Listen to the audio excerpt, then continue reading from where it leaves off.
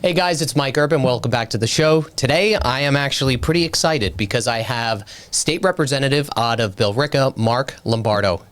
How you doing? Good. How are you? Great. Happy to be here. I'm happy that you made it. I've been looking forward to this one for a long time. So I think what we should do is talk about a little bit of what's happening with the illegal immigration and focus a little bit of our attention on California, specifically LA. Now, I know that's outside of Massachusetts, but my concern, and probably yours as well, is it coming here, right? So what are your thoughts on this? Well, I think it's a real concern. This weekend is scheduled for rallies across the nation. And in 2020, we saw what that led to. We saw cities burning across the United States. And I have real concerns that that's coming here in Boston. And certainly hope that Boston police and state government is preparing for that. But I find it so orchestrated. Yeah. This is a movement by the left to try to create a bad situation, use unrest so that they can point to the federal government and say, you're the bad guys, not us. Yet we've got folks with bricks in their hands, smashing police cars, burning buildings, rioting, and yet it's, the National Guard is bad for coming in after they behave like that. It's such an orchestrated thing. It's so disingenuous. Yeah, I think so too. And the reality is like these people want law and order, but I feel like they want their own law and order, meaning like rules, laws are optional, right? But it seems like Gavin Newsom, all of his cronies, they want all of the power, right? And in turn, it looks to me like the people that are even rioting, they think that they are or having a monopoly on what they perceive to be law and order, right? And the reality is they're all wrong. And I think that one of the issues with this, in my opinion, of course, is like, and I've talked about this before, I don't think the consequences come soon enough. Like if you reflect back on the Tesla riots, right? And how long did that go on for before people started to get arrested? It started to get televised. Where's the Tesla riots now? Right? So I think that's a huge issue. And I know that they've said that, people are going to get arrested in this. They need to do that shit immediately, I feel like. Don't you? Like, how are they going to stop doing this without consequences? Yeah, every action has a reaction, right? When you throw bricks through police cars, there's got to be an immediate reaction to stop that next wave, for stopping this from getting out of control. I find what's ironic about the whole thing, and we talk about the law and order, they're protesting ICE for enforcing immigration law in the United States. We had 4 years of lawlessness where tens of millions of illegal immigrants came into our nation at great cost to citizens, both financially, both in their ability to use services like hospitals, and hotels and being set up to house these folks, and the cost of jobs to American workers. And now that this administration is saying we're going to clean up and we're going to start with getting the worst of the worst out, like in Massachusetts, they did a 1,500 person removal effort. Almost 800 of them were charged with serious crimes, either here or in their own country. That's following the law. We should be happy that those types of criminals are being removed from our streets, and yet the left is trying to say that the government, they're the bad guys by getting folks out of here who shouldn't be here. I don't get it. Yeah, well, what happens is like, and I've said this before, but it's like, that we could have arrested 1,500 people that all had violent records, whether here or wherever they came from. And all we need is one martyr that got arrested that was perhaps a legal citizen. That's a problem. That's right. Right? But all of the other arrests, it's funny because collateral damage is okay in our regard, right? In U.S. citizens and the strain that it puts on us. Right. But when you flip that script, it's completely different. And I think people are really sick and tired of, it's about fairness, right? And I think the fastest way to radicalize people is to treat certain people more fair than the other, right? And it's really shameful what we see happening because they're all sitting there in the legislature patting each other on the back and nothing seems to get done. And plus, they don't even, when was the last time you saw Mara Healey or Michelle Wu say thank you? right? Right. They never say anything. No. Instead, they villainize the men and women who are our neighbors, who go out and put their lives on the risk every day to perform these operations to remove violent criminals from our streets. You know, it's funny. I think back to the Maryland dad, the MS-13 gang member that was removed, and the Democratic Party would have thought that Jesus Christ was removed from this country. This is a guy who assaulted his pregnant wife, who is a member of the most worst gang in the nation, probably in the world. And they are going to bat for him, and he's separating this father from his children. You know, if a U.S. citizen has a DUI and they have their kid in the car, you know what they do? They separate the father or the mother from their child because they're being arrested for breaking the law. But that doesn't matter when it comes to illegal immigrants. The left is willing to throw it all on the line to support folks who shouldn't even be here. Why are they going to die on this hill? Why do you think that this is? It's a great question, and I think it just goes to highlight the misalignment of the Democratic Party with the American citizens right now. The National Party, I mean, we just saw in November. I mean, I don't think many people expected Donald Trump to sweep the swing states. But that's a message, right? People were so disenfranchised with the Democratic Party, defending illegal immigrants, want higher taxes. You think of the response in COVID, forcing government hands in every aspect of your life, taking away personal freedoms. Open borders. The government just, the American people said enough of this from this government. And the Democratic Party has not pivoted despite their numbers continuing to plunge. And we see it here in Massachusetts as well, right? We see Maura Haley continuing to, villainize ICE and the police, out of control spending on Beacon Hill, bigger government in taking over every aspect of your life, energy costs through the roof, and they think everything is great. But the American people rejected that in November, and they haven't got the memo. Yeah, it's funny because once you leave Massachusetts and outside of like New Hampshire, right, you get out of here, and it's like a different world, right? It's really crazy, and I always talk about this too. It's like if you think of the Democratic Party as a brand, they have no face of their brand right now. They have absolutely no leader. Okay, Bernie Sanders, I think he's just too up there in age, right? I don't know if they'll prop him up or not, but as you said, their ratings just keep on getting lower. You would think the logical thing to do is to punt the ball, right? But they're not punting the ball. Right. They still got the ball and they're still going in the same direction. And it really is, like, I understand wanting to advocate, like, bigger picture. I understand, like, having strong morals for whatever you believe in this and that or the other thing. But the fact is like, their beliefs are not aligning with what America wants. And I think that what's happening in LA is a perfect example of that. And, between the protesters and the riots and the violence and the looting. I mean, like, they're looting buildings out there. I really find it to be, these people are like disillusioned to some extent. They have to be, or like, I don't know what it is, but it's crazy to me. And then you have leaders of the Democratic Party, Gavin Newsom, Maxine Waters coming out. There's no violence. Yeah. There's no violence. This all started because the National Guard came in. I mean, they're liars. They're lying to try to keep the narrative going. And yes, why? I think the reality is the left fringe of the Democratic Party continues to pull the party leaders left and left and left to a point where, my grandparents were lifelong Democrats. They wouldn't recognize this party. JFK would be rejected by the Democratic Party today. They have gone so far that they're not even remotely close to where the center, where most Americans are at this point. And they can't even find consensus on things that are good, right? I think about the border and how it has been closed, which, you think of New York City, Mayor Adams, budget busting, needing help, right? Even in Massachusetts here, the shelter system exploding, billions of dollars. That is now going the correct direction because the border has been closed. Democrats, though, instead of saying this is good policy, this is good for our people and the way that we can use public dollars, they're now villainizing ICE for removing those folks who came in. They just can't.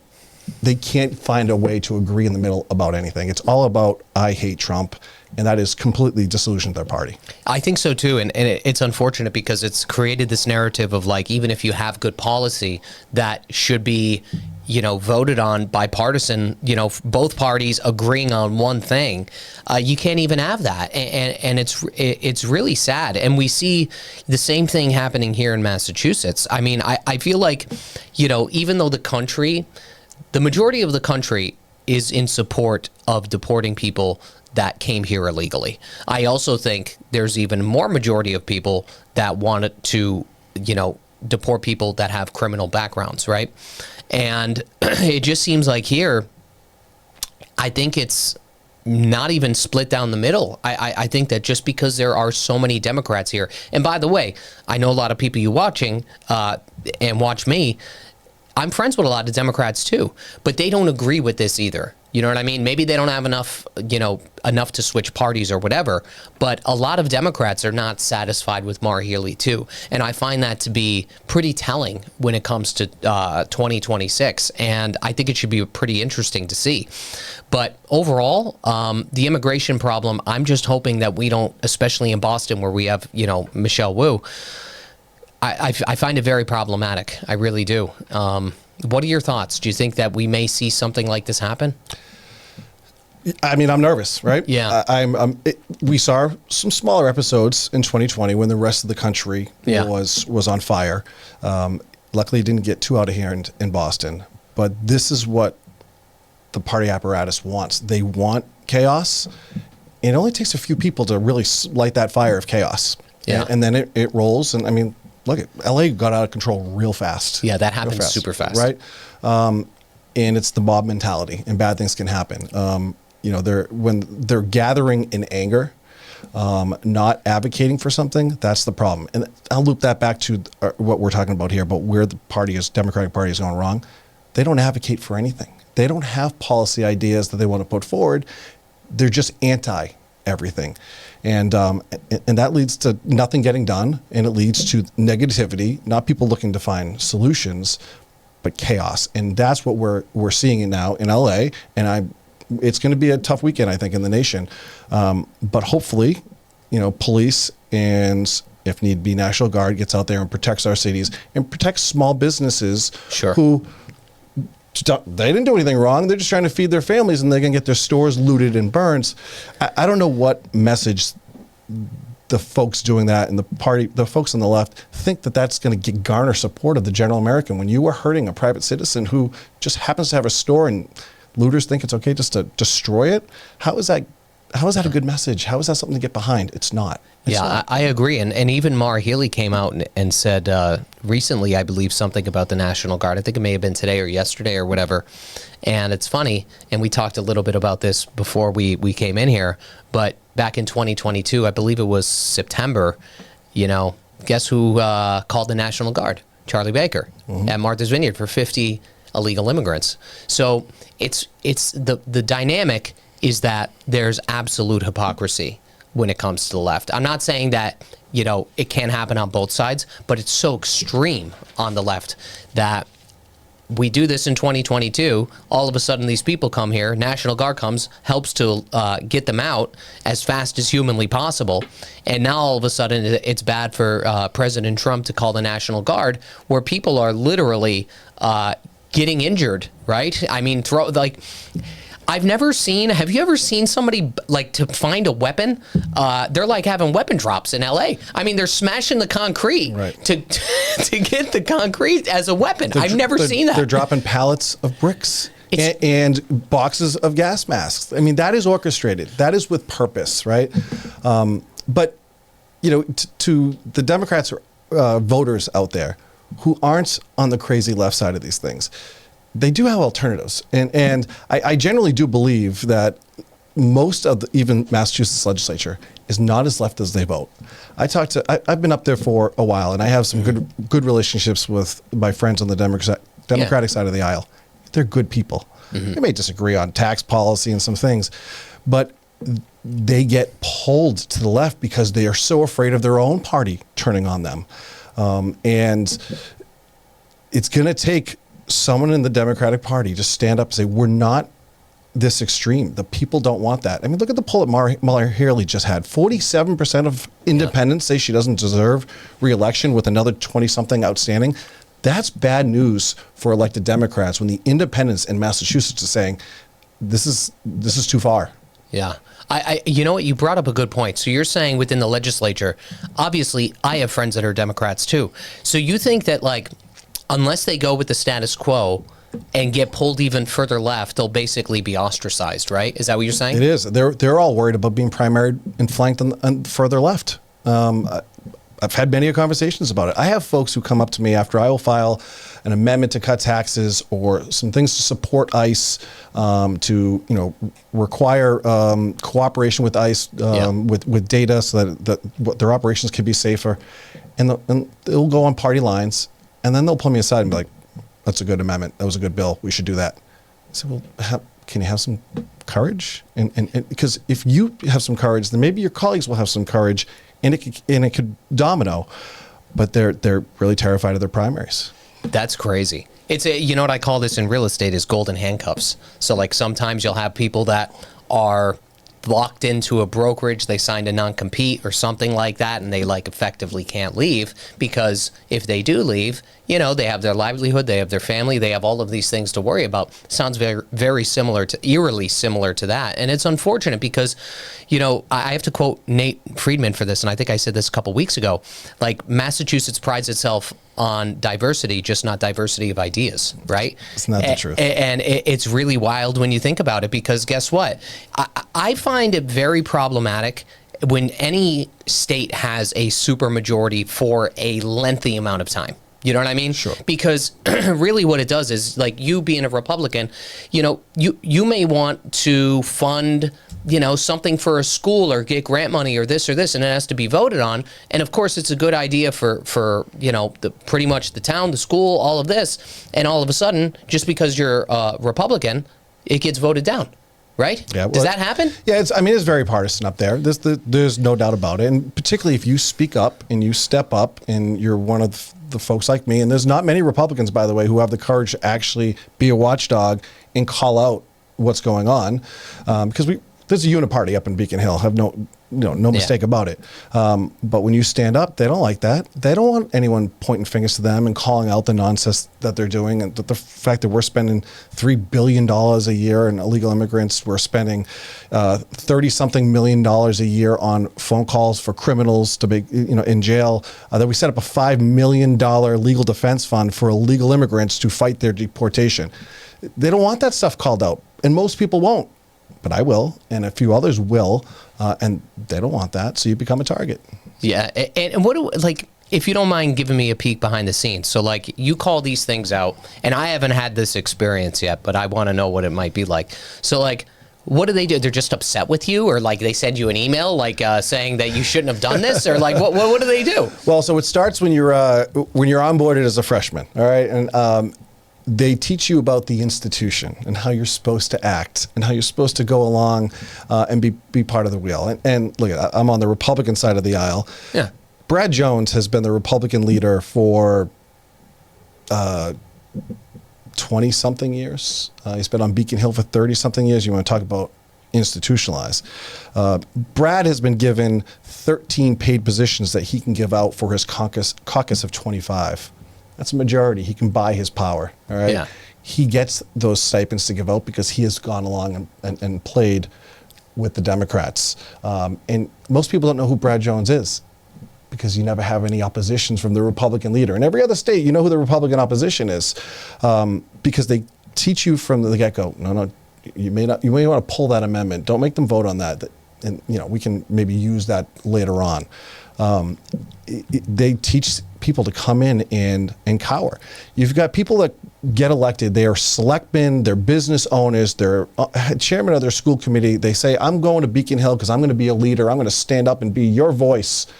And they go in, they become sheep, and they cower, and they lose that drive to stand up for what is right because they want to fall into the power structure.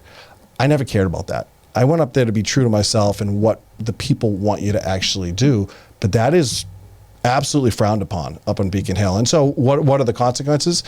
they make it difficult to get local bills through. Sure. If you care about, compromising your values so you can, get a gazebo, $20,000 for a gazebo, they might play some ball with you to shut you up.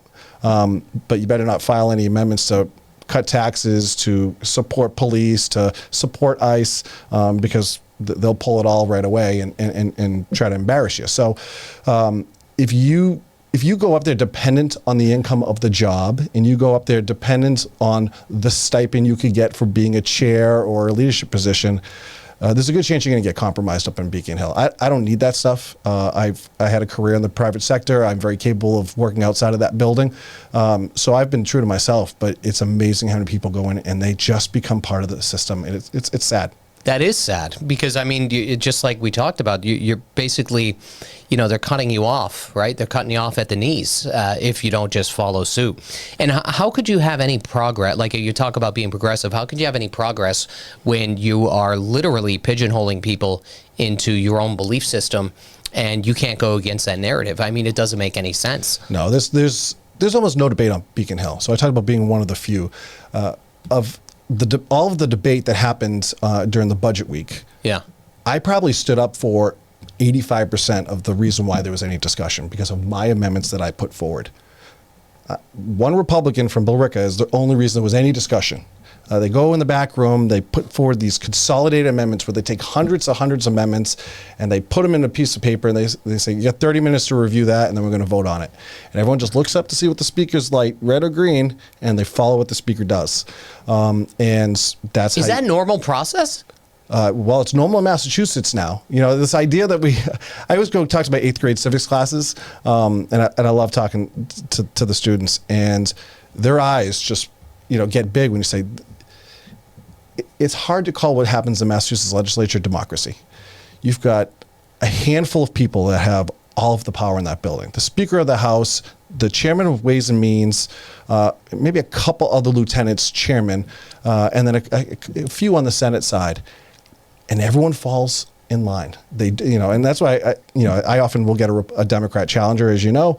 As a Republican, I always will get a challenger, and I hear these. We're going to go up, and I'm going to stand up. Like, no, you're not. I've seen 1,000 of you go up, and I'm going to stand up to the speaker. No, you're not. You're going to fall in line because you want to make sure you get your chairmanship. You want to make sure you get your bills done. They're not going to step out of line. And by the way, talk about giving out stipends. The speaker, the 160 members in the House. The speaker has 81 paid positions he can give out. Do the math on that. Yeah. It's pay to play on Beacon Hill, and it's all around concentrating power at the top, silencing dissent down below, and that includes silencing the Republicans, which Democratic speeches have done a really good job of silencing the Republicans under Brad Jones over the last 20 years. We'll talk about this. I know we're moving around a little bit, but here's the thing. So, not that I want to bring this up, but the people should be the ones that have the majority of the power here, right? Of course. And it doesn't seem like it's that way at all. You could take the audit, for example. So, if all of this stuff is happening on the back end, right?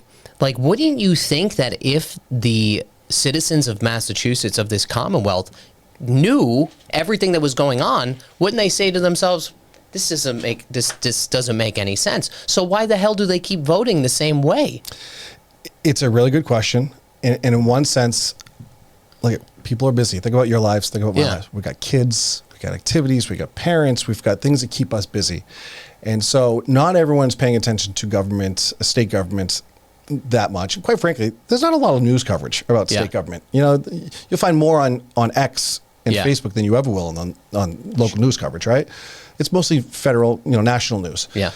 So it's not in everyone's face all the time. And so when something pops up, like the proposal to limit people's driving, that'll get people pissed off. Yeah. But you know what they do, though? They go in the ballot box and they vote for the same guy. And you know why? Well, I know Joe. Joe's, I see Joe at my local chamber of commerce. Yeah, okay, I'll vote for him. But they don't actually know how Joe is voting when he goes up there, right? Yeah. And so that's part of the problem. And the audit is a perfect example. And this one, it really burns my ass, because 72% of voters said audit the legislature. That is overwhelming. When have you ever seen 72% of Massachusetts voters come together?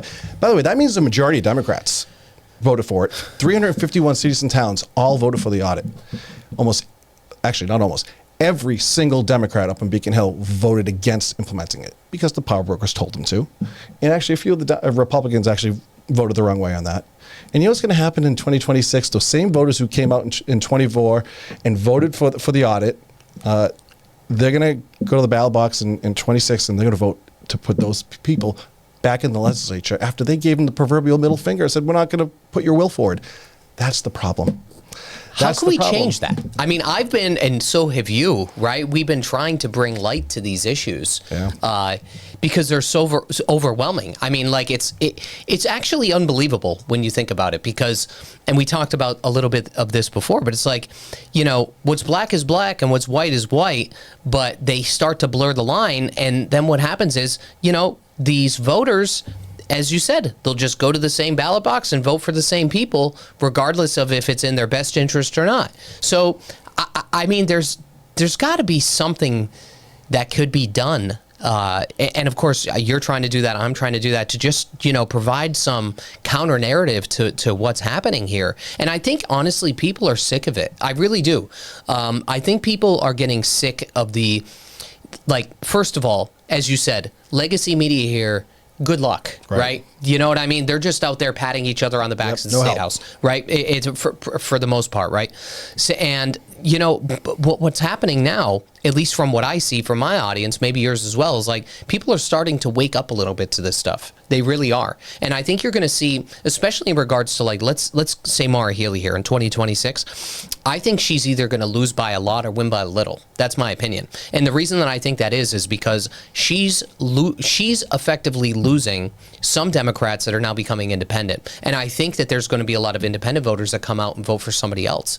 And I think that's going to become a reality for her. And I think it's going to be hard for them to stomach, unless there's some like dark magic that happens at the ballot box, right? Who knows? Well, I think the challenge is twofold. One, Democratic voters tend to be pretty loyal to their party. Yeah. Right. And so particularly 2026 is a midterm. Yeah. It's going to be the first time that Democratic voters who were pissed off about Trump being elected, that they're going to come back out in that federal cycle and be able to vote. And that could be real bad news for a Republican voter.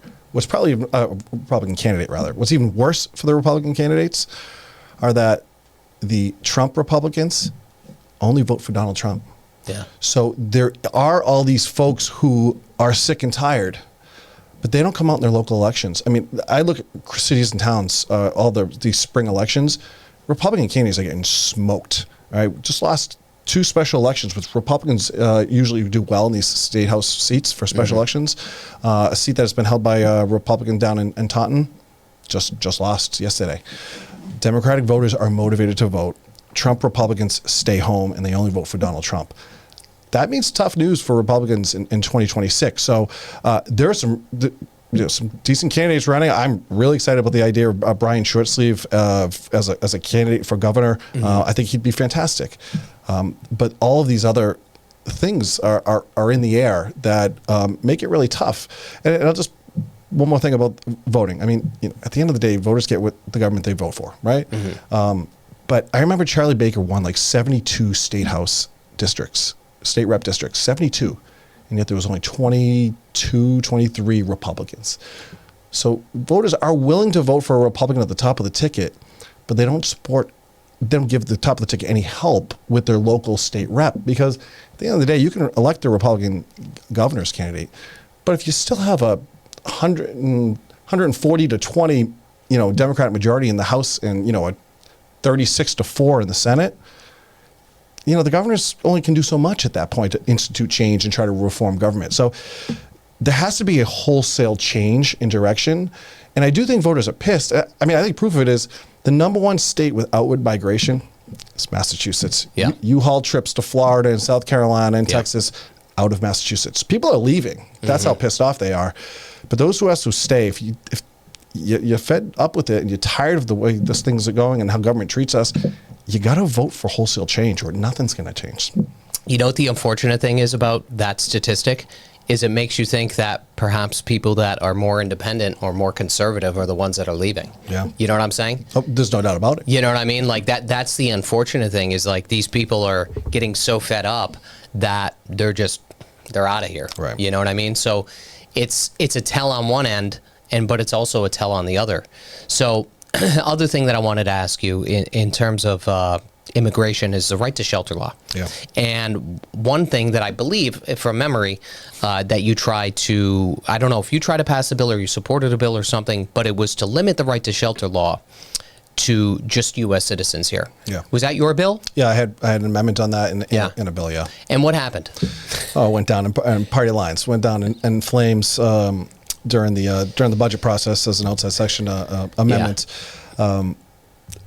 That, the only way you're going to get that system under control is to fundamentally reform it. It was never meant to house the world's migrants. Yes. At the tune of billions of dollars to the taxpayers. Never mind no bid contracts to the governor's favorite vendors and $130 cab rides and all the noise and mess that went through it and all the crime that happened. I mean, there was multiple reports of child rape coming out of these shelters. I mean, know. Heartbreaking stuff. I know. And because of Maura Healey's open border policy and pro-illegal immigration, it just was supported and held up. The system has to be reformed, right? We don't know what the federal government is going to do every 4 years for a president and what their border policy is going to be. We're in a period right now where the border is shut, and therefore the shelter attendance is going down, which is a good thing. But we don't know 4 years brings from now. And so if we don't reform the system now, we're keeping it open to explode again like it did. The system is meant to support citizens. The mother who's being battered, who needs to get her kid out of there, a veteran who is homeless, who needs a place to go, emergency situations. That's what it was for. It wasn't meant to be government housing for anyone who walks in the country. And unfortunately, party lines, they just can't make themselves vote for a reform that I would venture to say the public would support if that was on the ballot. I would think so. I mean, I think the reality here is that, look at it this way. If something like that does, and you brought up a really good point, at a federal level, let's say 4 years from now, things may change at the border, right? So if they were going to do something in regards to this at a state level, like now would be the time to do it, right? Right. You do it when things calm down, not when you're in the middle of a firestorm. Yeah, exactly. Because if the border comes back open and we still don't have a plan put in place, what? Massachusetts is going to go broke. I mean, it's basically what it's going to. They can't rely on. I know they have like the millionaire tax. Like that's volatile money. You can't rely on that when a lot of millionaires are they're leaving too. But anyway, yeah, I just feel like, as you said, when it comes to these shelters, I mean, I'll be honest with you. I've had pretty candid conversations with people that are within the shelters, and they said it's worse than what most people even know. You know what I mean? People sent me pictures with cockroaches on the walls and all this like crazy stuff. And it's unfortunate. And you brought up a good point. So the emergency shelter system is going down. I find it oddly funny that at the end of, I think it was at the end of last year, or the beginning of this year, when Maura Healey said that she's going to close them by December, but then she decided to close them early by June 30th because people sent me pictures of these things being posted on their hotel room door that they have to be out by a certain time. And I find it oddly convenient when the budget's all messed up, they're trying to save money here or there, then they're transitioning these people from the emergency shelter system into home base. Meanwhile, Liz Miranda is trying to put together a bill to increase the amount for home base. Something's going on there. Yeah, and the money that's being given out monthly in home base is, $26, $28, $3,000 a month for government to be funding someone's apartment. Yes. That wasn't what it was supposed to be. And those are long term, right? We're supposed to help people out of an emergency, but it's the optics. Well, we'll shut down the shelters, but we're basically still keeping the program going, just under a different name. You know what I think? My conspiracy theory idea is that this is, so beginning of the year, or it was the end of last year, I can't exactly remember, Maura Healey decides to close the shelters by December, of this year. Then Trump got into office. Tom Homan, they start this mass deportation. The state already doesn't want to cooperate with ICE on the detainers. I think this is a twofold thing. I think on one hand, the state needs to save money. The emergency shelter system costs $3,000 per week per family, basically, right? It's like, $12,000 a month per family. Going into home base could be significantly cheaper. Let's call it what it is. But it's also an opportunity, I would think, to make it harder to find the illegal immigrants. Because now, instead of being in one location at a hotel, guess what? They're all scattered throughout the damn community. Yeah. Meanwhile, they're also talking about, that they're going into communities, they're pulling people off the streets. Well, guess why they're pulling people off the streets? It's not their fault that they're pulling people off the streets. It's your fault, not you, but it's their fault that they're pulling them off the streets because they don't want to honor the ICE detainers. And meanwhile, you're taking them out of the shelters, you're putting them into home base. They're all over the creation now. I feel like that was a deliberate act to basically, number one, save money, or maybe number two, and then also simultaneously, they're making it harder for probably ICE to do their operations. And the reason that they're doing that is because they want it to be a spectacle. That's what I think. Well, there's no doubt they want it to be a spectacle, but I think there's something even more here. I think even Mara Haley recognizes that the shelter issue was not a good one for her. All right, didn't poll well. General Joe Q citizen dislikes it and hates it, and she's entering in a new election cycle. And so Trump closes the border and does the hard work, and now she's going to reform and change and wind it down. All right, so she's trying to separate herself from that issue. Just as she jacked up our energy prices through all her green initiatives, all of the stuff in Mass Save, bills going through the roof, approved all those rates, stopped two gas pipelines from coming in, and then all of a sudden she's the hero. I saved you $50. I saved you $50. Look at, they tried to raise it, $650. Now it's only $600. I think this is an election cycle politics that she is trying to run from these really bad issues, but not trying to piss off her base doing it. She's trying to walk this really cute line. And I sure hope she doesn't get away with it. Yeah, I mean, you could be right about that. And you know me, I've talked about the energy stuff. And we'll touch on this a little bit too, I guess. So the energy thing it's appalling, isn't it? I mean, the costs here, I see the story all the time. I have frequently people call me because they watch my videos on energy and they're debating whether or not they should pay for their electric bill or for groceries. I mean, at what point, I understand, look, I'll be fair, okay? I understand the want or the need for a more sustainable energy and to, we want to get our outlets and plug it into the sun or whatever. But the fact is the cost to the taxpayer is astronomical. And this as well as I do, we're paying for the electrification today. That's why the bills, that's one of the components of why the bills are so high, because of they're upgrading their transmission lines and all of these things. And meanwhile, people are getting hit with $1,500 bills. I mean, at what point, the thing that blows my mind after, talking about what we're talking about, we have energy, we have immigration, we have, the cost of taxes, the cost of housing, all of these things, and yet people still vote the same damn way. You know what I'm saying? Goes back to that frustrating piece. We re-elect the people who are inflicting harm upon us. Yeah, right? It's wild. The green energy thing is the biggest scam I've seen in government in a long time. You've got expensive energy that has to be subsidized so that it can be consumed. So taxpayers are subsidizing all these panels. By the way, it's not clean. I mean, you see how they have to bore the earth to get these batteries and minerals? Yeah. I mean, it's horrible, all right? And then what are we going to do with all these solar panels in 30 years when they have to be recycled? All these batteries when their life is gone in 10 years, what do you do with it? Right. You have to find some way to get rid of it, and they haven't come up with that yet. The cost on the bills, the mass save programs, and it's a big scam, a huge scam. I mean, there's I think two folks were arrested recently for $26 million in scams. Yes, that's just the tip of the iceberg. But the system that big that doesn't get audited, has no oversight, and is filled with cronies that know how to make money off the system, and we're paying for it in our bills. This is why Grandma can't heat her home. And when I filed an amendment to the budget this year to take those climate goals and make them, instead of mandates, to make them aspirational goals. That's what we want to try to do, but government has to have the flexibility to move if need be. I mean, shut down, on-site, partisan, nope. We all want clean air. We all want clean water. Democrats don't corner the market on wanting a clean environment. But, this idea that natural gas is so bad, It's clean.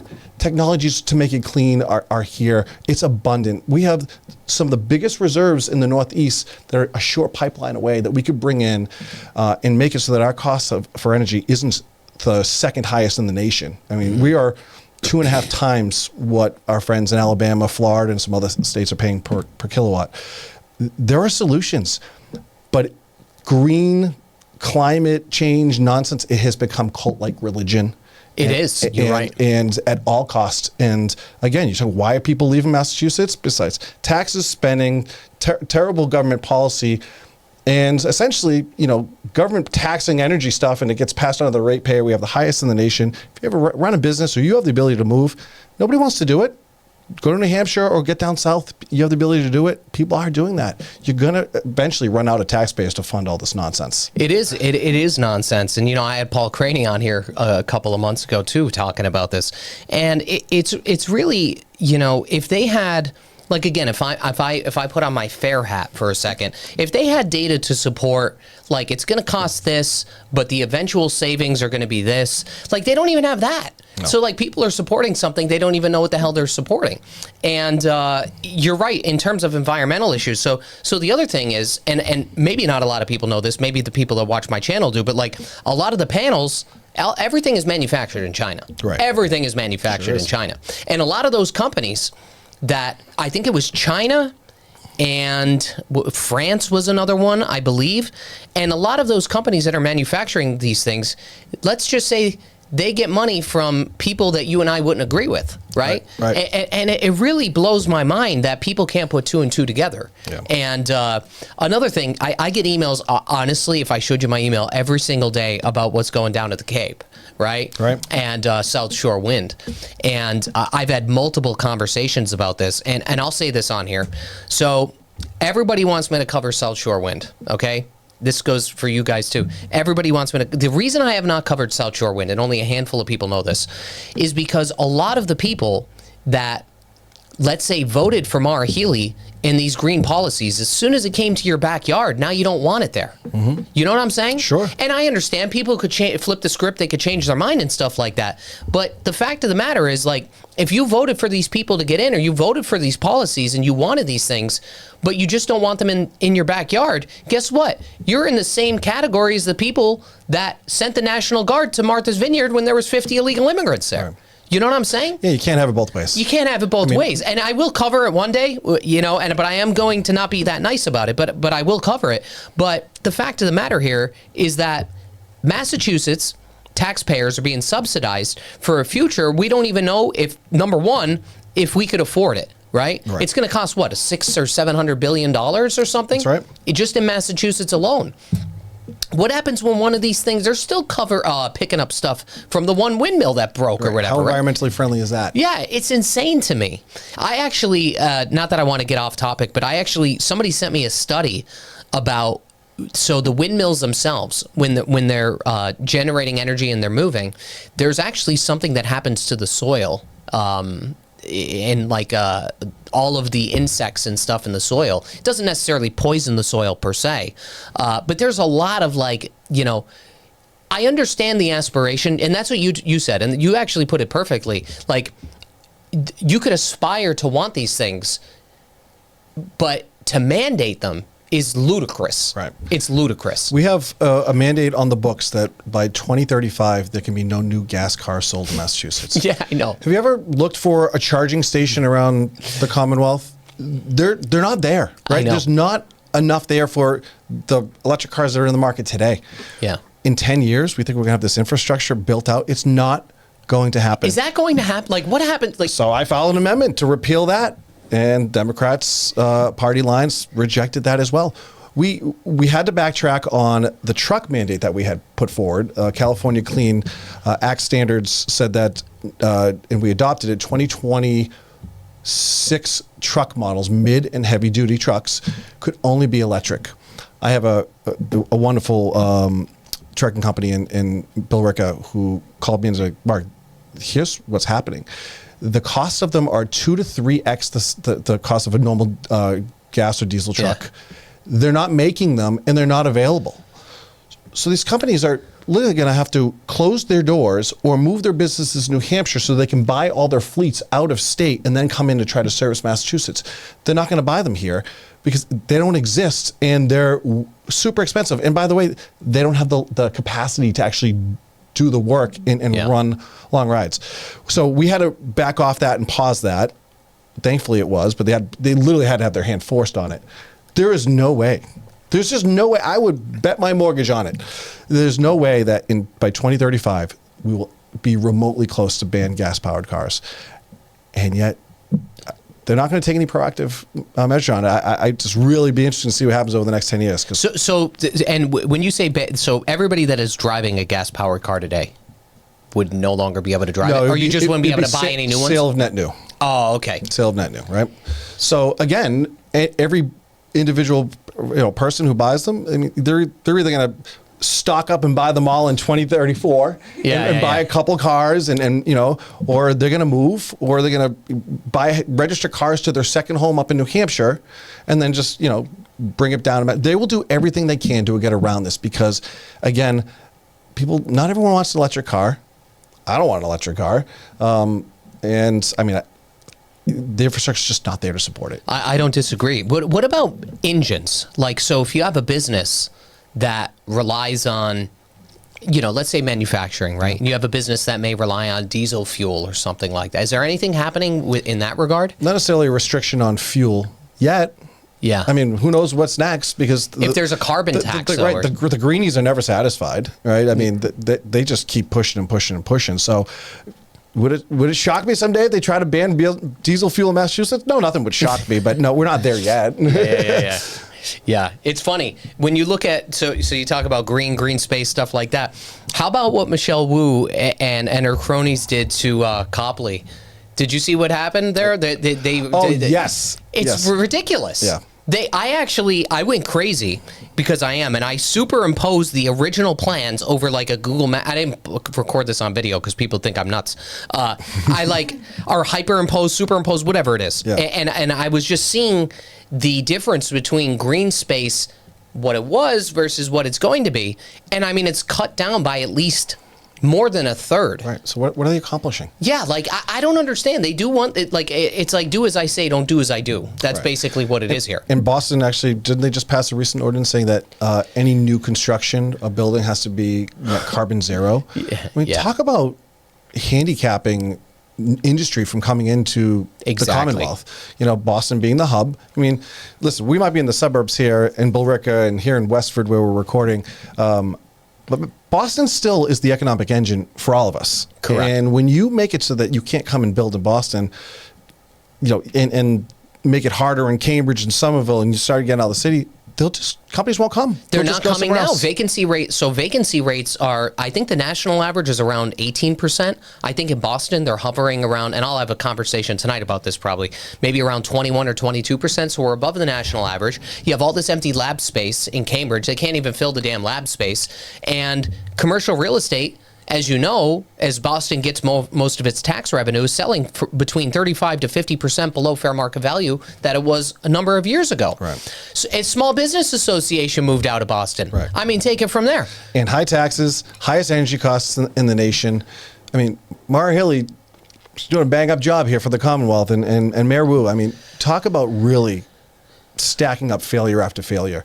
And this is the stuff the voters got to look at because, you dry up the economic engine, there goes your tax dollars, there goes your jobs. It will continue this outward migration until, someone's going to shut off the lights on the way out the door. I mean, we're going to get to the point where everyone is just going to flee. It's becoming so hard to build a business, run a business, and operate your home in Massachusetts. Yeah, I don't disagree. And speaking of which, and we talked about this a little bit in the hall. So one of my biggest problems, so I feel like, and I could be wrong on this, right? I'm not a politician, but I feel like Governor Mara Haley should be in a position where she's like a CEO of a company almost, right? And all of these towns within Massachusetts, they're behind on their budgets, right? They're calling for the overrides because they don't have enough money to fund their schools, to fund resources, to fund whatever. And she doesn't step in and try to provide any help. Yet she's putting these unfunded mandates like the MBTA Communities Act on these towns They're not getting any money for that, as far as I know, unless they have to call her on the bat phone or whatever. And you know, all these towns are struggling, but meanwhile, we're spending billions upon billions of dollars on illegal immigration. Like, I don't understand how people can't understand the topic where, like, by helping one subsection of people, you're still hurting another, right? There's no happy medium, right? And I know this is a complicated topic, but I think at the very least, if you are elected to serve the people within that are, you know, citizens of your state or citizens of your communities, don't you think she should step in and throw them a bone or something? So I don't think this is a complicated topic at all. No, I feel like most of this stuff is pretty simple. Right. The number one job of state government is to support cities and towns. Because cities and towns are where most people get their services day to day, right? Yeah. Your police, your fire, your education, the things that are the kitchen table topics of conversation for every family, mostly comes from town government, right? Yeah. And our number one job should be pumping local aid and education funds back to the cities and towns. That does a couple things. One, it allows them to put downward pressure on property taxes, which is probably one of the number one reasons why seniors are forced out of their homes. They can't afford their property taxes, right? And those people are they're the fabric of our communities. All right, our seniors, you know, who've paved the way for us. And then it's challenging for young families to be able to buy a home because they can't afford the taxes, right? So it goes round and round.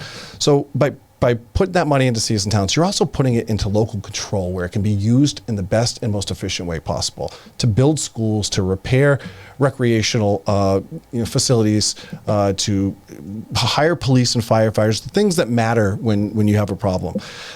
Unfortunately, in this last budget, it's the first time I've seen it. The House budget did not increase unrestricted government aid. It went flat. I have never seen that, and I was appalled by it. And then they did a little bit of a bump in education, say, oh, well, we're giving it back over there. So, you know, out of my one pocket into my other, you know, pitting school versus town departments. Yeah. You know, there needs to be a lifting of all of that. And, you know, if we had only increased local aid, the amount that we increased mass health spending, which is now 38% of the budget, and increase the eligibility, or I don't know, maybe the $3 to $4 billion we're spending on illegal immigration every year. Think of how many roads that can pave in our communities, how many schools we could build. Maybe the $5 million that we're doing for a legal defense fund for illegal immigrants to fight their deportation, or the $30 million we're spending on phone calls from criminals in jail. It's a priority issue, and Maura Healey is at the top of it, driving the wrong agenda. That's why I'm supporting, you know, a guy like Brian Shortsleeve, because he gets it. Like there are leaders in the Republican Party that know our job is to support our cities and towns, to keep the financial burden as low as possible so that the economic engine in Massachusetts can thrive, people can stay, they can raise their family, and next generations can come up and repeat that prosperous process. We're losing it. We're losing that whole dream in Massachusetts. The outward migration's happening because we don't have the right priorities on Beacon Hill. I think you hit the nail on the head there. I think it's all about priorities. And it's still, I'm always disillusioned by the fact that people still vote the same way that they do here. It is just blows my mind. So we're almost at about an hour. Is there anything else you want to add? I feel like we covered a lot of ground today. I think we did. Yeah. So I guess that's it. We'll wrap it up. That sounds great. All right, Mark. Appreciate you. Yeah. Yep. That's it.